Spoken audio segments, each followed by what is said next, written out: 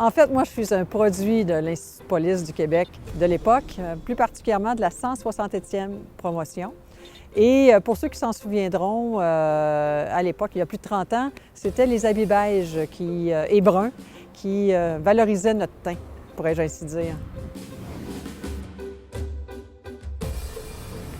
Bien, elle évoque tout simplement le progrès de ma carrière, toute la progression que j'ai faite à travers les années, ne serait-ce que toutes les formations que j'ai suivies, outre la formation de base, la formation en matière d'enquête, la formation en matière de perquisition, la formation en matière de technicien alcotest et aussi, lorsque j'ai accédé à des postes supérieurs, j'étais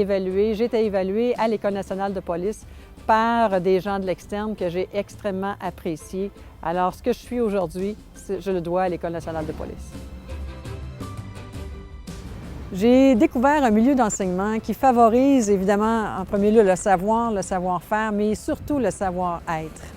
Des instructeurs qui sont passionnés et passionnants, qui nous transmettent leurs connaissances avec une bonté du cœur incroyable. Et aussi, cette bonté du cœur se retrouve à tout le personnel qui y travaille, parce qu'il y a non seulement des enseignants, mais il y a aussi tout le personnel civil qui vient soutenir et aide à notre succès pour devenir des meilleurs policiers au meilleur service de nos citoyens. Alors, le mot que je peux dire, c'est la passion.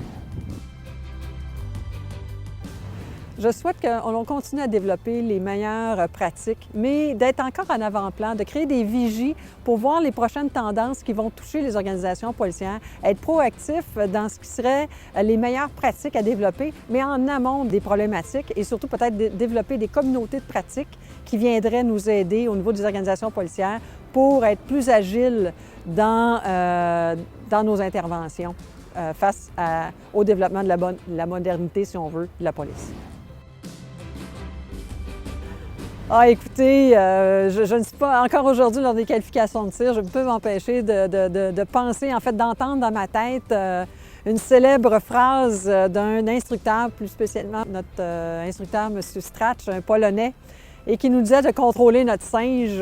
et tout ça avec un qualificatif qui sortait d'un sacerdoce, on disait, semble-t-il, polonais, mais j'attribuerais plus ça à un volet plus chrétien.